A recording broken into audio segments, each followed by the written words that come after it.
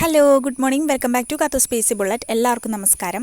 അപ്പോൾ നമ്മൾ കാത്തിരുന്ന LDCയുടെ പരീക്ഷ ഇന്നാണ് അല്ലേ. തൃശ്ശൂർ, കാസർഗോഡ്, പത്തനംതിട്ട ജില്ലക്കാർക്കൊക്കെ വളരെയധികം ടെൻഷനിലായിരിക്കും. ചിലർ വളരെയധികം അപ്സെറ്റായിരിക്കും. ചിലർ ഇതൊന്ന് കഴിഞ്ഞ് കിട്ടിയാൽ മതി എന്നുള്ളതായിരിക്കും. പല പല ചിന്താഗതിയിലൂടെ കടന്നു പോകുന്ന ഒരു സമയമായിരിക്കുന്നു. അപ്പോൾ ഞാനിപ്പോൾ വന്നിരിക്കുന്നത് നമ്മുടെ എക്സാമിൻ്റെ ഈ ഒരു ഡേ എങ്ങനെ നിങ്ങൾ കൈകാര്യം ചെയ്യണമെന്നാണ്. എക്സാമിലെ സെൻറ്ററിൽ എത്തുമ്പോൾ അങ്ങനത്തെ കുറച്ച് കാര്യങ്ങളൊന്ന് പറയാനാണ് ഇപ്പോൾ വന്നിരിക്കുന്നത് കേട്ടോ. വേഗം നമ്മുടെ വീഡിയോ അവസാനിപ്പിക്കാം. ഓക്കെ. അപ്പോൾ ആദ്യം തന്നെ ചിലപ്പോൾ ഈ വീഡിയോ കാണുമ്പോൾ നിങ്ങൾ പലരും യാത്രകളിലായിരിക്കും. കാരണം ആൺകുട്ടികൾക്കൊക്കെ ഒരുപാട് ദൂരെയാണ് സെൻറ്ററൊക്കെ കിട്ടിയിട്ടുള്ളത്. അപ്പോൾ ആദ്യമായിട്ട് പിന്നെ വീട്ടിൽ നിന്ന് ഇറങ്ങിയിട്ടില്ലെങ്കിൽ ഹോൾ ടിക്കറ്റ്, ID കാർഡ്, അതുപോലെ തന്നെ ഒരു പെന്ന്, അതുപോലെ തന്നെ വാട്ടർ ബോട്ടിലൊക്കെ എടുത്തിട്ടില്ലേന്ന് ഉറപ്പ് വരുത്തുക. വെള്ളം എപ്പോഴും കയ്യിൽ വെച്ചോളൂ, അത് ഏറ്റവും നല്ലതാണ്. പിന്നെ വെള്ളം കയ്യിൽ വെക്കുമ്പോൾ ട്രാൻസ്പെറൻ്റ് ആയിട്ടുള്ളൊരു കുപ്പിയിലായിരിക്കണം. സ്റ്റീലിൻ്റെ കുപ്പിയോ അല്ലെങ്കിൽ ഉള്ളിലേക്ക് കാണാത്ത തരത്തിലുള്ള ഒരു കുപ്പിയും അങ്ങോട്ട് കയറ്റില്ല. വാച്ച് പോലെ തന്നെ അത്രയും സ്ട്രിക്റ്റ് തന്നെയാണ്. അപ്പോൾ ട്രാൻസ്പെറൻ്റ് ആയിട്ടുള്ള കുപ്പികൾ വെച്ചിട്ട് നമുക്ക് മിനറൽ വാട്ടറിൻ്റെ കുപ്പി എന്ത് വേണമെങ്കിൽ കൊണ്ടുപോകാം. സ്റ്റിക്കർ കളയണമെന്നുള്ളൂ. ഓക്കെ. അപ്പോൾ അത് ഉപയോഗിക്കുക, അത് കൊണ്ടുപോകുക കേട്ടോ. പിന്നെ നമ്മൾ ഏറ്റവും കൂടുതൽ ശ്രദ്ധിക്കേണ്ട മറ്റൊരു കാര്യം, നമ്മുടെ റിപ്പോർട്ടിംഗ് ടൈം. ഹോൾ ടിക്കറ്റിൽ നമുക്കൊരു റിപ്പോർട്ടിംഗ് ടൈം പ്രതിപാദിച്ചിട്ടുണ്ടാവും ഇല്ലേ. അപ്പോൾ അതിന് അരമണിക്കൂറെങ്കിലും മുമ്പ് നമ്മുടെ എക്സാം സെൻറ്ററിൽ എത്താനായിട്ട് ശ്രമിക്കുക. ഓക്കെ. റിപ്പോർട്ടിംഗ് ടൈം എപ്പോഴാണ്? ഇപ്പോൾ 1:30-ക്കാണ് പറയുന്നതെങ്കിൽ 1 മണിക്കെങ്കിലും നമ്മൾ എക്സാം സെൻറ്ററിൽ എത്താൻ വേണ്ടിയിട്ട് ശ്രദ്ധിക്കുക. അപ്പോൾ തന്നെ പകുതി ടെൻഷൻ നമ്മുടെ ഒഴിവാകും. ഓക്കെ. ഇനി അതിന് ശേഷം നമ്മൾ അവിടെ എത്തിക്കഴിഞ്ഞിട്ടുണ്ടെങ്കിൽ ഒന്ന് വാഷ്റൂമിലൊക്കെ പോവുക. ചിലപ്പോൾ ഒരുപാട് അകലെ നിന്നായിരിക്കും കുട്ടികൾ വന്നിട്ടുണ്ടാവുക, അല്ലെങ്കിൽ തൊട്ടടുത്തു നിന്നായിരിക്കാം. വാഷ്റൂമിൽ പോകണ സ്വഭാവമുള്ള കുട്ടികൾക്ക് ഒന്ന് പോകുന്നത് നല്ലതായിരിക്കും. ഓക്കെ, ഒന്ന് പോവുക. അതുപോലെ തന്നെ പിന്നെ എൻ്റെ ഒരു അഭിപ്രായമാണ്, നിങ്ങൾക്ക് വേണമെങ്കിൽ എടുക്കാം. എല്ലാവരുടെ അഭിപ്രായം ഒന്നാവണമെന്നില്ല. നിങ്ങൾ പിന്നെ ബുക്സ് ഒന്നും നോക്കാനായിട്ട് പോവണ്ട. ഓക്കെ. എക്സാം സെൻറ്ററിൽ എത്തിക്കഴിഞ്ഞാൽ പിന്നെ പരീക്ഷയ്ക്ക് നിസ്സാര മിനിറ്റുകളുള്ളൂ അല്ലേ. ആ സമയത്തുകൊണ്ട് ഒന്നും നമ്മുടെ ഒരു ഇതിൽ മാറാനായിട്ട് പോണില്ല. മാർക്കിലായാലും നമ്മൾക്ക് നമ്മുടെ ആ ഒരു ഇതിൽ വ്യത്യാസം വരാൻ പോണില്ല.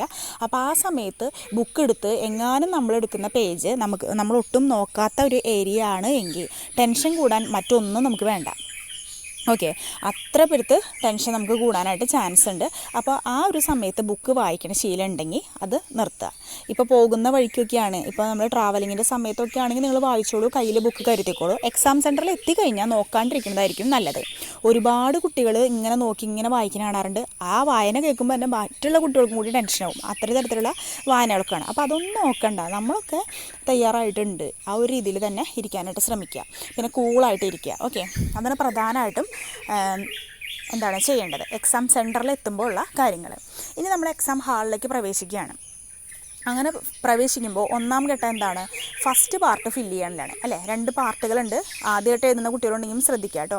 2 പാർട്ടുണ്ട്. അതിൽ ഒന്നാമത്തെ പാർട്ട് ബബിൾ ചെയ്യുമ്പോൾ നല്ല രീതിയിൽ തന്നെ ശ്രദ്ധിക്കുക. അതിൽ നമ്മുടെ OMR ഷീറ്റ് ഒരിക്കലും നമുക്ക് മാറ്റി തരില്ല. ഓക്കെ. അപ്പോൾ അതിൽ ഇപ്പോൾ date of birth, date of examination എന്നിങ്ങനെയൊക്കെയുള്ള കോളമുകൾ ഉണ്ടായിരിക്കും അല്ലേ. അപ്പോൾ അതൊന്നും മാറിപ്പോവാണ്ട് എഴുതുക. ഓക്കെ. അതുപോലെ തന്നെ നമ്മുടെ രജിസ്റ്റർ നമ്പർ കറക്റ്റായിട്ട് തന്നെ ബബിൾ ചെയ്യുക. അതിൻ്റെ അടിയിലേക്ക് ആ നമ്പർ ഏതാണ് കറസ്പോണ്ടിങ് ആയിട്ടുള്ള നമ്പറും കൂടി ബബിൾ ചെയ്ത് പോവുക. ഓക്കെ. അതൊക്കെ അറിയുന്നുണ്ടാവും. ആദ്യമായിട്ട് എഴുതുന്നവർക്ക് ജസ്റ്റ് ഒന്ന് പറഞ്ഞതാണ്. അപ്പോൾ അത് തന്നെ കറക്റ്റായിട്ട് നമ്മൾ എഴുതി കഴിഞ്ഞിട്ടുണ്ടെങ്കിൽ നമ്മുടെ പകുതി ടെൻഷൻ അപ്പം തന്നെ ഒഴിവാകും. ഓക്കെ. അപ്പോൾ ഇഷ്ടം പോലെ സമയം നമുക്ക് തരുന്നുണ്ട്. അരമണിക്കൂറോളം സമയം നമുക്ക് കിട്ടുന്നുണ്ട് ഈ ഒരു ബബിൾ ചെയ്യാൻ. 10 മിനിറ്റ് പോലും നമുക്ക് അത് ബബിൾ ചെയ്യാൻ ആവശ്യമില്ല ശരിക്കും. പക്ഷേ നമ്മൾ ശ്രദ്ധിച്ച് പതുക്കെ ചെയ്താൽ മതി. ഓക്കെ.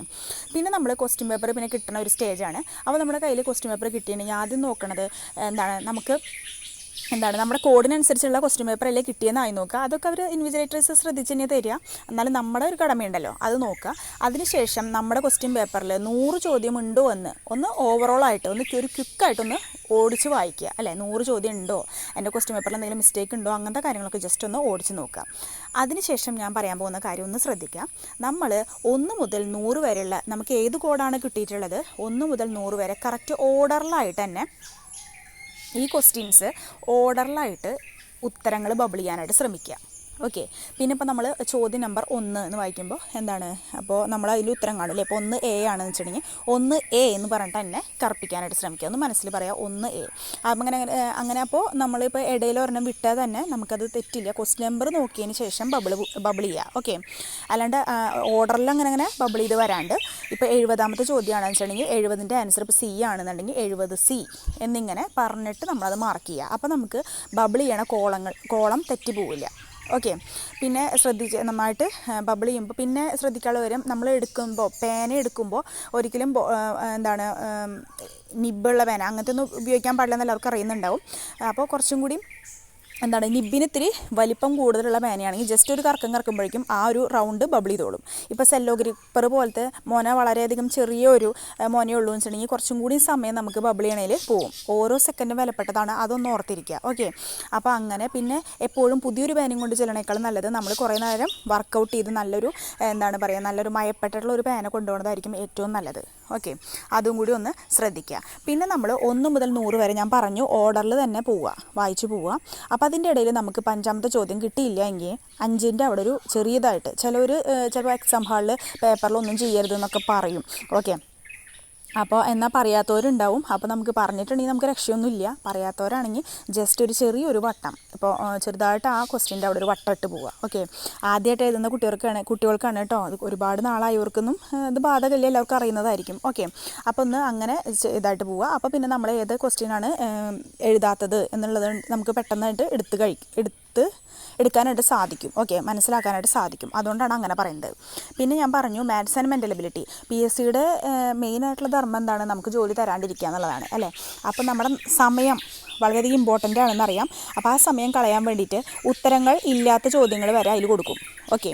അപ്പോൾ നമ്മൾ ഒരു കറക്റ്റായിട്ടൊരു ഫോർമുലയൊക്കെ വെച്ച് അത് ചെയ്തിട്ട് ഉത്തരം ശരിയാണ്, നമുക്കറിയാം നമ്മൾ ചെയ്ത വഴികളൊക്കെ ശരിയാണെന്നുണ്ടെങ്കിൽ ആ ഉത്തരം ഓപ്ഷനിൽ ഉണ്ടാവില്ല. ഓക്കെ. അപ്പോൾ ഓപ്ഷനിൽ ഇല്ല എങ്കിൽ എൻ്റെ കണക്ക് തെറ്റിയതാണെന്ന് വെച്ചിട്ട് വീണ്ടും അതിലുമേ സമയം കളയാണ്ട് അതൊക്കെ ജസ്റ്റ് ഒന്ന് വട്ടമിട്ട് വെക്കുക. ഓക്കെ. ഒരു സർക്കിൾ ചെയ്ത് വെക്കുക. അത് അവസാനം നോക്കാം. നമുക്ക് എല്ലാ ക്വസ്റ്റ്യൻസും നമ്മൾ എഴുതിയതിന് ശേഷം ബബിൾ ചെയ്തതിന് ശേഷം നമുക്ക് കിട്ടാത്ത ഇതിലേക്ക് വരാം. ഓക്കെ. അപ്പം സമയം കളയരുത്. ഒരു ക്വസ്റ്റ്യൻ ഒരു തവണ ചെയ്ത് നോക്കുക, കിട്ടിയില്ലെങ്കിൽ വിടുക. ഓക്കെ. അവസാനം നമുക്ക് ഇഷ്ടം പോലെ കിട്ടും.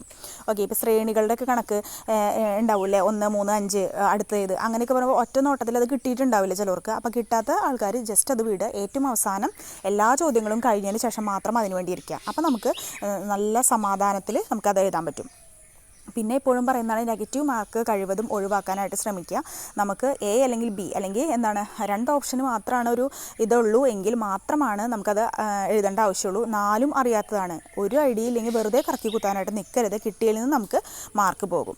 ഓക്കെ. ഇനി അടുത്ത വെച്ചിട്ടുണ്ടെങ്കിൽ ഇതിനൊക്കെ ശേഷമാണ് ഇതൊക്കെ ബബിൾ ചെയ്തതിന് ശേഷമാണ് അൺനോൺ ആൻസേഴ്സ്, നമുക്കറിയാത്ത ആൻസേഴ്സ് എടുക്കേണ്ടത്. അപ്പോൾ അത് ഓൾറെഡി പറഞ്ഞു. അത്രയും ഷുവറായിട്ട് 2 ഓപ്ഷൻ ഷുവറാണെങ്കിൽ മാത്രം. ഓക്കെ. അങ്ങനെയാണെങ്കിൽ മാത്രമാണ് നമ്മൾ കറപ്പിക്കാനായിട്ട് പാടുള്ളൂ. പിന്നെ പ്രധാനമായിട്ട് ശ്രദ്ധിക്കേണ്ട മറ്റൊരു കാര്യമുണ്ട്. ഇപ്പം നമുക്ക് 100 വരെ നമ്മൾ ക്വസ്റ്റ്യൻ നമ്മൾ ബബിൾ ചെയ്ത് പോയി കഴിഞ്ഞിട്ടുണ്ടെങ്കിൽ നമുക്ക് ഏകദേശം ആ ഒരു പരീക്ഷയുടെ സ്റ്റാൻഡേർഡ് നമുക്ക് മനസ്സിലാവും. ഓക്കെ. അപ്പോൾ ഈ ഒരു പരീക്ഷ ടഫാണോ, ഒരു മീഡിയം ആണോ, ആവറേജ് ആണോ, അങ്ങനെയുള്ള പല ഇതും നമുക്കറിയാം. അപ്പോൾ ഒരു ആവറേജ് പരീക്ഷയ്ക്ക് ആകുമ്പോൾ നമ്മളിപ്പോൾ ഒരു 70 ചോദ്യമൊക്കെ അറ്റൻഡ് ചെയ്തിട്ടുള്ളൂ എന്ന് വെച്ചിട്ടുണ്ടെങ്കിൽ അത് കാര്യമില്ല. ഓക്കെ. ആവറേജ് പരീക്ഷ വളരെയധികം എളുപ്പമുള്ളൊരു പരീക്ഷയാണെങ്കിലാണ് ഉദ്ദേശിച്ചത് കേട്ടോ. ഇപ്പോൾ 70 ചെയ്തിട്ടുള്ളൂ അല്ലെങ്കിൽ ഒരു 60 ചെയ്തിട്ടുള്ളൂ എന്ന് വെച്ചാൽ ചിലപ്പോൾ അതുകൊണ്ട് കാര്യം ഉണ്ടാവണമെന്നില്ല. അപ്പം അങ്ങനെയാണെങ്കിൽ മാത്രം ഇങ്ങനെ ഇപ്പോൾ ഉറപ്പില്ലാത്തത് കറപ്പിക്കാൻ നിൽക്കുക. ഓക്കെ. അല്ല അത്യാവശ്യം സ്റ്റാൻഡേർഡുള്ളൊരു പരീക്ഷയാണ്, ഞാനൊരു 70 ആൻസർ ചെയ്തിട്ടുണ്ട് വെച്ചാൽ പിന്നെയും വീണ്ടും കിട്ടിയെന്ന് മാർക്ക് കളയാത്ത രീതിയിൽ വീണ്ടും കറപ്പിക്കാനായിട്ടൊന്നും നിൽക്കണ്ട.